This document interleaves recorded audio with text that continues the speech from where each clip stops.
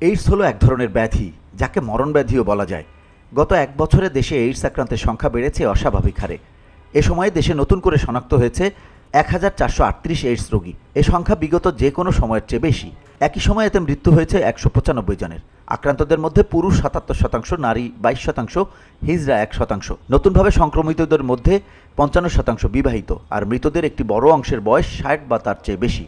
স্বাস্থ্য অধিদপ্তরের এসটিডি বা এইডস শাখার তথ্য মতে নতুনভাবে আক্রান্ত ও মৃতদের মধ্যে 63% বয়স 25 থেকে 49 বছর এবং 21% বয়স 20 থেকে 24 বছরের মধ্যে।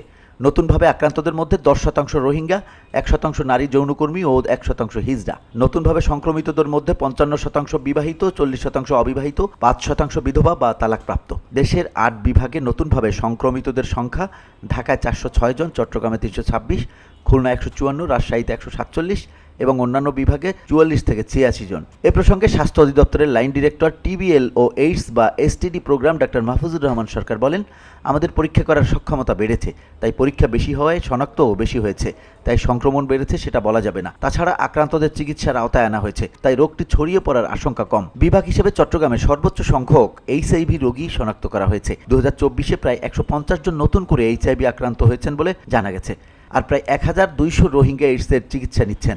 উখিয়া উপজেলা স্বাস্থ্য কমপ্লেক্স, কক্সবাজার জেলা হাসপাতাল, কক্সবাজার কারাগার ও আইওএম ক্লিনিকের মাধ্যমে তারা এই চিকিৎসা পাচ্ছেন। VOD Bangla news desk.